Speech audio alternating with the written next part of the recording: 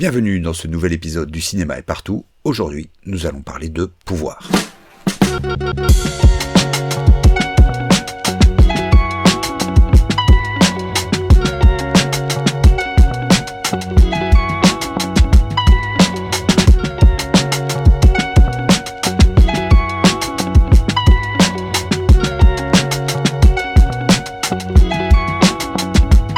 Depuis le début du mouvement MeToo, on assiste à un peu plus qu'un dévoilement public de l'ampleur des violences sexistes et sexuelles dans le milieu du cinéma.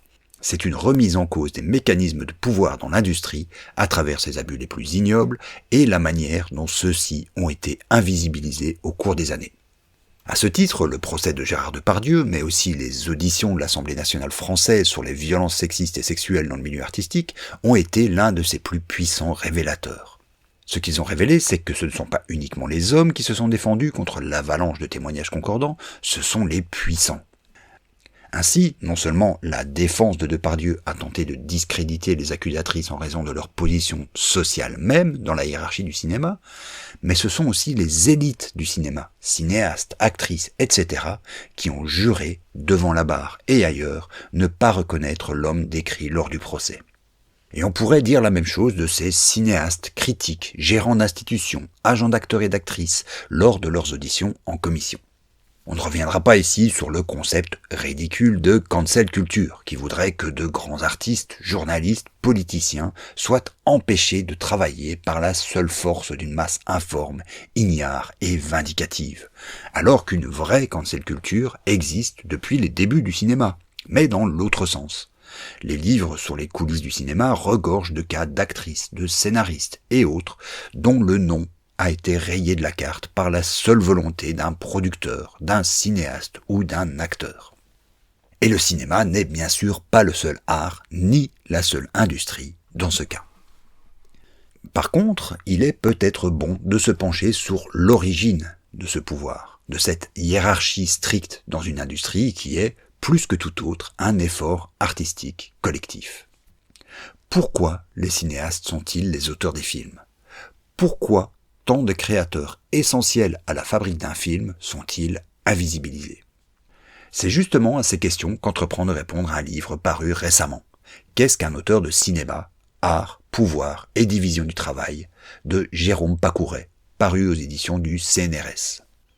L'ouvrage de 480 pages est lui-même une actualisation de la thèse de doctorat de l'auteur, qui faisait, elle, près de 800 pages.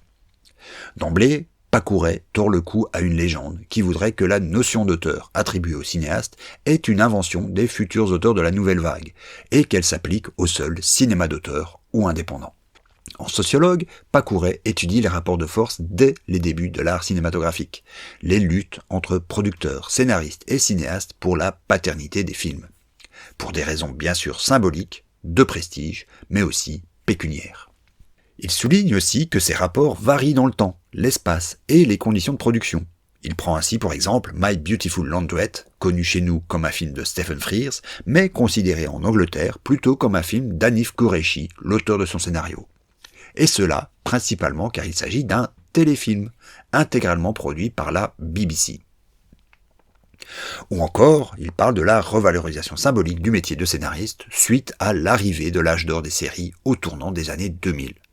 L'étude de Pacouret regorge de moments historiques phares pour la définition, le rôle et la rémunération des auteurs, comme les suites de l'annulation du Festival de Cannes de 1968. Les luttes pour la redéfinition du statut des travailleurs et travailleuses du cinéma ont été âpres dans les états généraux du cinéma convoqués à la suite de ces événements.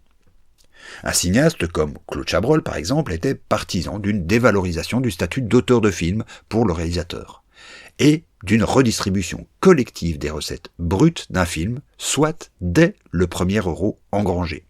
Contrairement à ce qui se fait actuellement, où ce sont les recettes nettes du producteur, moins les avances sur droits d'auteur qui sont prises en compte. Et seuls les réalisateurs et scénaristes sont concernés par cette redistribution. Et enfin, des cinéastes ont expérimenté ce travail de dévalorisation du statut du réalisateur dans leur propre travail.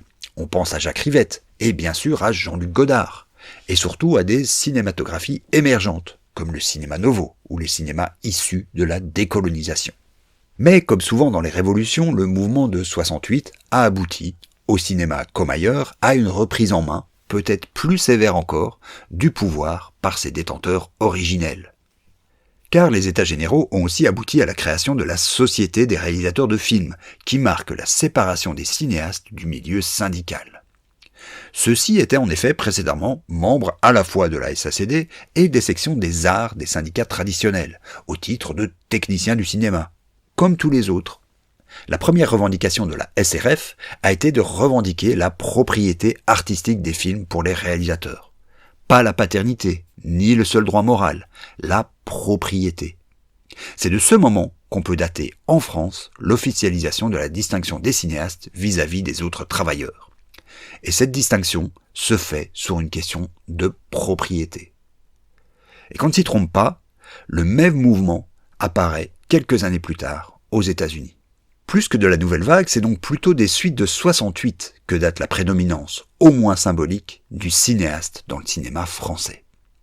Le livre foisonne de ces luttes de pouvoir entre scénaristes, producteurs et cinéastes, luttes dont sont évidemment écartés tous les autres travailleurs et travailleuses du cinéma, en ce compris les comédiens et comédiennes d'ailleurs, qui n'acquièrent de pouvoir que par procuration des trois autres catégories. L'avantage de ce genre de livre, de cette approche sociologique, c'est de rappeler que les positions de pouvoir ne sont jamais uniquement symboliques, sont toujours une question de rapport de force, et sont en constante renégociation. Le moment que nous vivons est peut-être un réarrangement de ce rapport de force, avec, bien sûr, le risque qu'il n'aboutisse qu'à l'accession de quelques-uns et quelques-unes au poste de pouvoir, sans renverser fondamentalement la hiérarchie. Parce que, comme toujours, ces questions de pouvoir, même dans le milieu artistique, cachent du mieux qu'elles peuvent le véritable enjeu, toujours non dit, la question de propriété. À la prochaine fois.